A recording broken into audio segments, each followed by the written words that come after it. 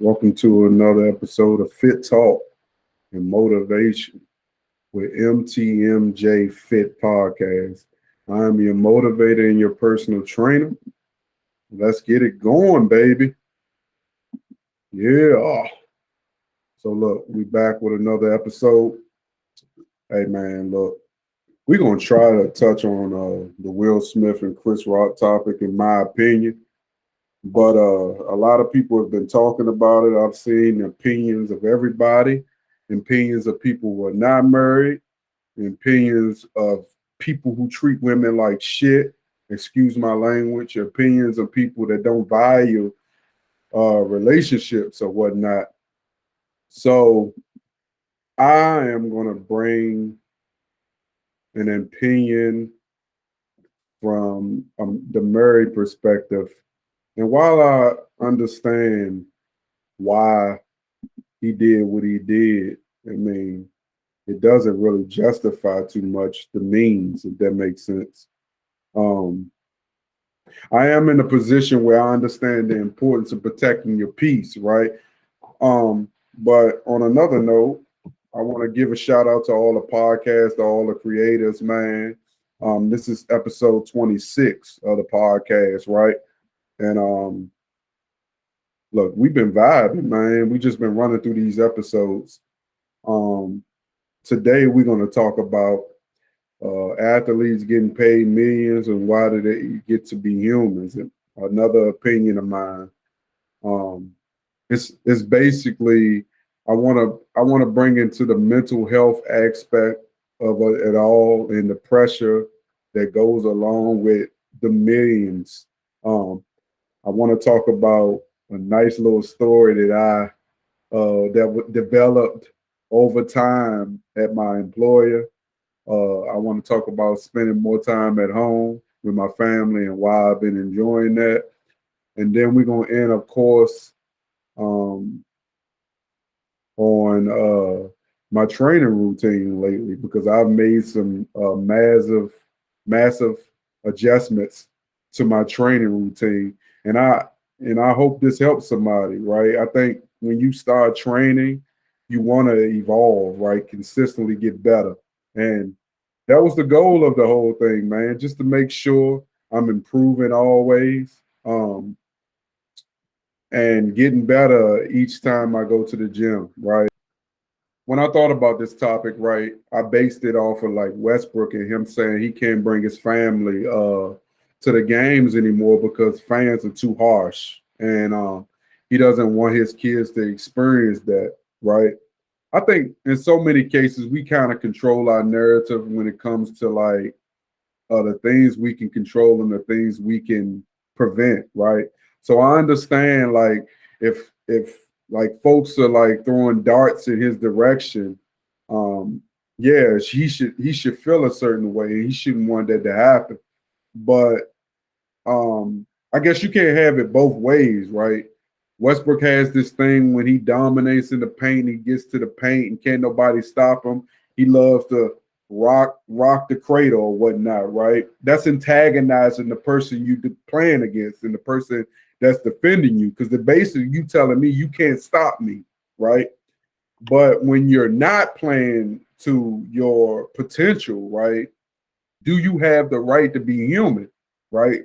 Especially if they're paying you 45, 46 million to be the best you can be. And the only way you was able to get that because you put in the work, right? I don't make millions, right? But I understand the importance of controlling my narrative.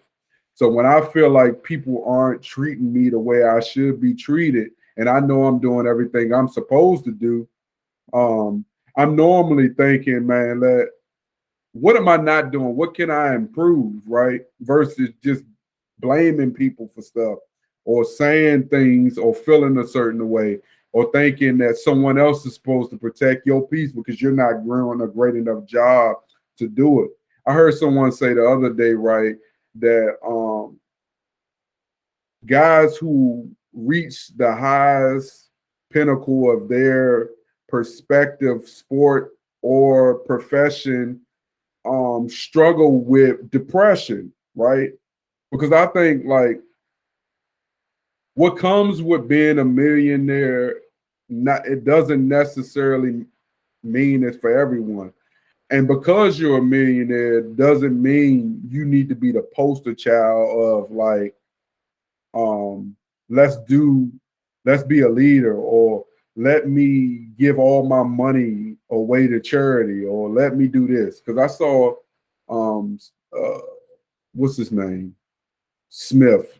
It'll come to me later, y'all. Where he said, right, folks would rather throw 25,000 or 2,500 in the strip club versus feeding 2,500 people in their neighborhood.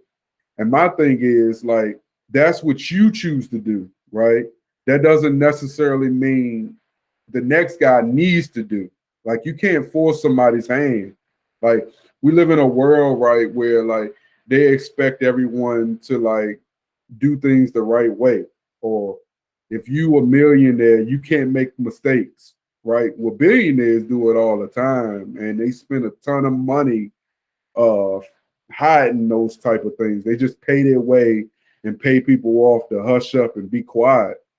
Where like millionaires, right, they got to go through like lawsuits. There's never enough money. Like, there's consistent attacking the person, and I say that in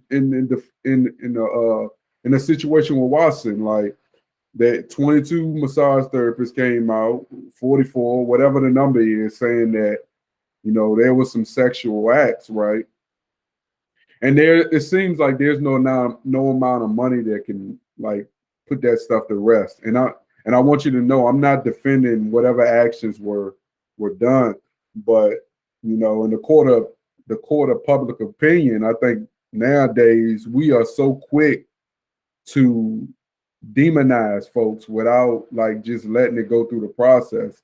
But at the same token, I think sometimes as Black Americans, right, we have to do a great job of protecting our peace, right, and not putting our life in someone else's hands.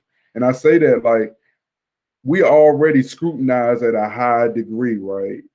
When you think about like the way whites are treated based the way blacks are treated, like the expectation is for us, we have to go the extra mile to prove our worth, right? We gotta spend thousands and thousands and thousands of dollars to get overeducated, to get the bare minimum jobs, and you never make it to the top. You never get to that point where you're in control. You know what I mean? And then when you do get enough control, you don't do enough to keep it, right? You don't do enough to build a sustainable, successful, prosperous business where like folks are not looking at you and taking you as a joke. Like, I look at it daily, like the way we carry ourselves as Black Americans, right? Um, I look at some of the decisions we make, right? Folks are so cheap, right? They will go to a club, they would spend thousands on bottles, get tore up, and then jump behind the wheel and drive home, right? When you can spend that 30 to 40 to $50 to hire a, a Uber Black to get you home safely where you're not risking anyone's life. And in the moment, no one thinks about that, right? I've been in that situation myself, being overly drunk, thinking I'm okay, and getting behind the wheel and potentially taking the life of me and my friend. So we don't do it sometimes, man. I'm just only here to inspire and motivate, because I think sometimes, man, we lose sight of some of the things that we can control, right? And I say that leading to Will Smith and Chris Rock. Like, I know the forbidden rule, right, is that comedians are supposed to not talk about wives, and they're not supposed to talk about children, right? I guess that's two of the most common goals that most people ask them not to talk about. So when Chris made that G.I. Joe 2 joke, I don't necessarily think he was making it talking about Will Smith's talking about Jada Pickett's disorder with her hair and the alopecia. And because look, I have a little bit of right? And I remember when I was growing up, I thought like the middle of my beard wouldn't grow in. But like I don't think the joke was necessarily directed at her alopecia or whatnot. But what I would say is again, why black people have to be used as a prop, right? And why do black people consistently allow themselves to be used as a prop? Because while there's tons of memes going around about the situation, right? In my personal opinion, I watched videos multiple times, and why 2 days later the memes are still going because the internet is undefeated.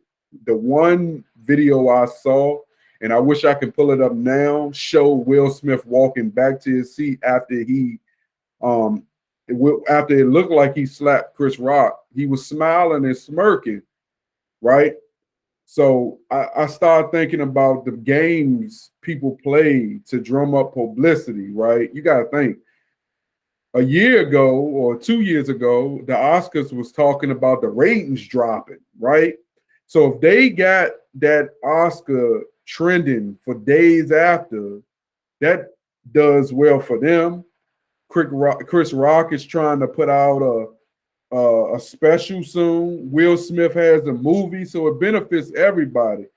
But my thing is, we always talk about women being attacked and beaten, abused, and blacks constantly driving home on folks' mental health and like apologies and all this extra crap. But like we get used as pawns, and folks don't never even they don't realize it. Like that's bull. Like we want to say we want to be taken serious. We want more control. We want this and we want that. They could have used two white people to do that, right? Just you remember how long and for how long Kanye West got victimized for saying that Beyonce should have won that MTV award the year he went on stage and I can't remember her name right now, but he did that, right? And they took that and ran with it, right? But it was the truth. But now you use two black men, right, that are successful at their profession, and you literally sit there and allow two men to just like you let one man potentially smack somebody right on national TV, and I look if it's real, Chris Rock, use a sucker because at the end of the day, ain't no man about to sit here and smack me specific, especially if I'm not talking about his wife's disease and I'm just making a joke to get haha. I'm a comedian. And he basically said, not so serious. But it seemed like he knew the smack was coming. Like read the room. Like, come on now. That crap wasn't real. So last week, right, I'm at work doing my rounds or whatnot. Let me set the scene. There's 3 security guards in this spot, right? We got one downstairs, and at the time it was a little slow, so the other 2 guys were upstairs, right? I get prompted towards the front, right? And the moment I get from around the post at the host podium, there are 2 hosts fighting, brawling, hands blowing and going, right? Get in the middle, break it up, boom, boom. Had to put one girl's arm in an arm bar because she, after I got control of her, still was hitting that girl in her back. We get both of them outside.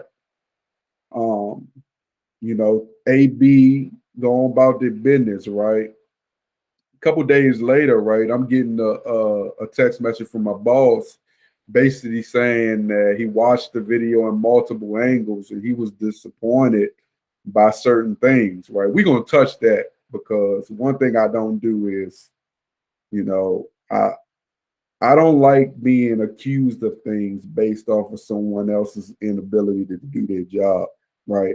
I think we are grown men, so like we have to like understand like when you're getting paid perform a gig, just do your job, right?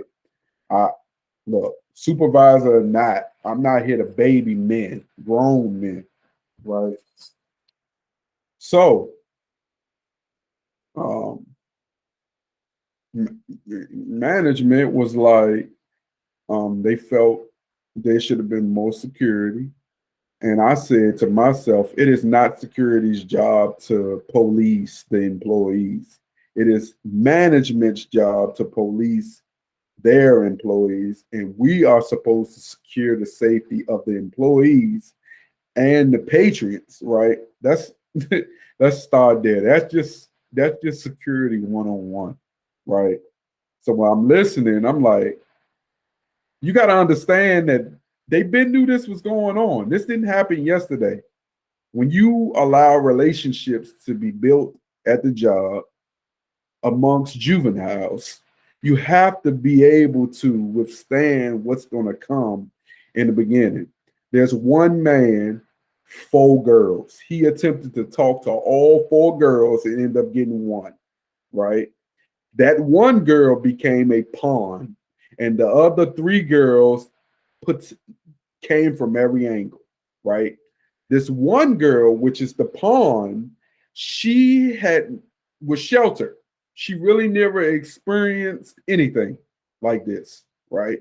She's young. She doesn't really have any experience with dealing with these type of trauma events in the ghetto, right? Because the other three were ghetto girls, right? They don't care about nothing. They cuss. There's no professionalism, but the pawn is the professional one. And she was raised with the military movement and how to treat people. So they kept attacking, kept attacking. And we all know if someone keeps attacking you and bullying you and antagonizing you, you pop. So she popped. She just got tired of it. So she had to defend herself. And she lost her job because of that, right? But the noise that came after that was a little disappointing because I feel like you have managers who are in a position to do a job, right? I mean, at the end of the day, that's what they do. You know, there's ways you could have potentially avoided this situation, but you didn't play your part. You didn't do what you were supposed to do. So I think the fact that that happened amongst the customers, right? That's the thing. The customers, they were able to see all this unfold. And I sat there, my little self trying to defend it, or my big self trying to defend it. And I'm sitting there thinking, like, come on, man, you better than that. And she basically told me she was tired. She got tired of people talking and saying and doing, right? When you understand, there's the pawn. The pawn is the girlfriend, right? The three other pieces, one of them had sex with the pawn's boyfriend prior to the boyfriend getting with the pawn. But once you didn't want the man, leave that man alone. There's 100 other dudes you could have talked to from your neighborhood, from the streets, from social media. But when you hire people with no responsibility just to fill a role, this is the potential that you get out of certain situations. I think it was wrong. And I've been home. So I lost my job back at the end of January. So I've been home more for the last 2 months or whatnot, right? And I've had opportunity, one, to focus on my own brand, right? Let's check this out. Look, that's fan the camera. Y'all see it. Let's move the mic a little bit. Yeah, yeah, yeah, and broader. We coming up with something. But anyway, this is a one of one. We're working on some stuff, right? This is a prototype. Make sure get everything right for you guys, man, before I put it out. But anyway, and I also spend more time with my kids, and they've been enjoying it themselves. But a lot of things have came out of just being home, communicating more with my wife. Like we doing more things together. We supporting one another. She's a part of the team now as far as like helping me uh, do more with the podcast, man. But the greatest thing that comes out is just watching internally your kids like prosper and do things differently. Like my daughter starts this cooking class today at school, and she's 4, right? And then of course my son being a creator, I get to do more and spend more time with my kids. And see, here's the thing, man, in life, right? Sometimes that's why I don't base my life off of finances, right? Because I think you receive more joy when you allow God to just work with God, right? Internally, just work with God. So let me tell you, like this scripture I read today drives home every single thing like that I've been, understanding. Say, commit your works to the Lord, and your thoughts will be established, right? So look, I want to get a little deeper into that, right? Because I really believe, I just want to break down some things. It says, in the age in which anyone can launch a successful business, write a best selling book, or start a popular podcast, it can be tempting to think it is our hustle that is producing results through our endeavors. As we will see tomorrow, God commands that we hustle, and He uses our hard work to produce results through us. But as we enter into any new work, we must begin by recognizing the indisputable fact that the results are ultimately being produced by the Lord, right? A lot of us don't do that. Sometimes we think it's on our own fruition, like that we just wake up every morning on our own, we wash our face and brush our teeth on our own. God has nothing to do with none of that, and He isn't providing anything, right? So in Proverbs, Solomon sets forth a sequence of trusting, hustling, and resting that should mark any endeavor we Christians pursue. So that's like that, like you trust, right? You hustling it and you resting. Because like when you work hard, they always say that Sunday, God asked you to rest. So you work 6 days, worship on the seventh, and rest. And you're not supposed to work on God's day, but we know how life, tends to take us.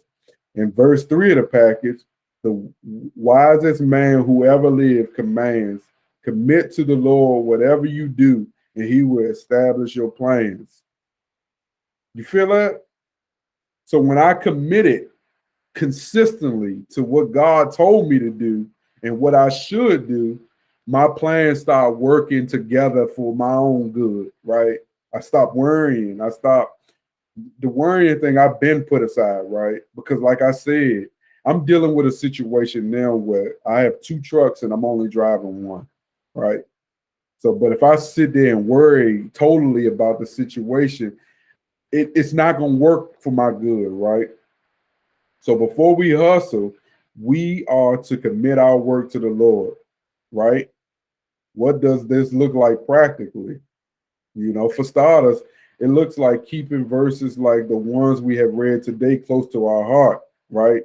There to continually remind us that God, not us, who produces results. Secondly, we commit our work to the Lord when we go to Him in prayer, right? And we don't do enough of that, right? We don't stop for a second and just thank God for giving us this and thank God for giving us that.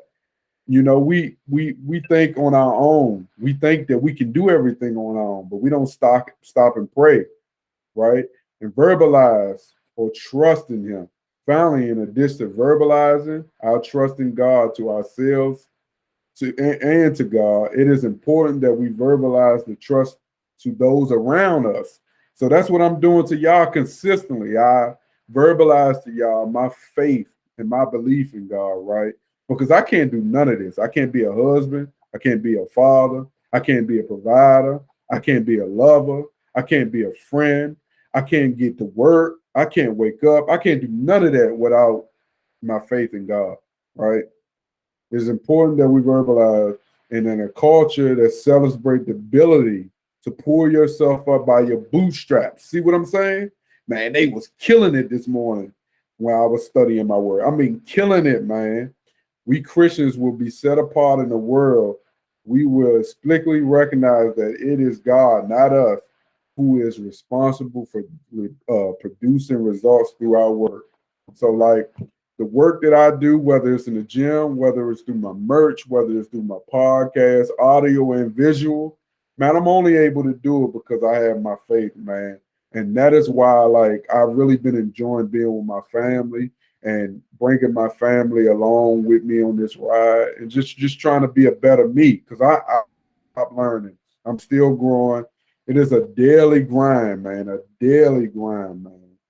And it never stops, man. But we just got to keep doing what we got to do and get better for it. That's the only way we can win, man. We just got to keep doing it and be better. Look, for the last 4 weeks, consistently, I've been doing 2 days on, 1 day off, right?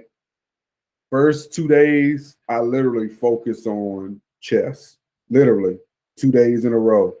27 uh 27 sets straight, right? Maybe 2 to 3 reps per set, but we going all the way to 27, right? And the reason I focused on that because I wanted to try something new. Gym never gets boring, but I want to also make sure I'm consistently learning and getting better. So you get your triceps and biceps and forearms. We do 27. Then we do chest. Like today I did chest and shoulders, 27. The 2 days before I did back, yeah, all back. And what I try to do is I take a look in the mirror, right, and we do abs every time we work out, abs and core and obliques every time we work out. I didn't do it today, and then we do cardio too. I haven't did cardio in the last 2 days, but we do cardio too. So we usually be in the gym about 90 minutes to an hour or whatnot, right? I gotta hurry and get up. This is the wife giving me my final call. So excuse me. Let me hurry up with y'all. So look, man, find the things that work for you, man. And do them consistently. That's all you gotta do, right? You find what works for you. Make sure you learn it in the process. And if it doesn't work, you take those things and you toss it. If it worked, you continue and you grow with it and you add to it, right? This has been another great episode. Make sure you subscribe on YouTube, rate and review, support the podcast. All the links in below. The link to my son YouTube. Make sure you subscribe to his YouTube. Make sure you rate and review the podcast. Make sure you like and share his YouTube. And thank you for listening to another episode. I'm out. Peace.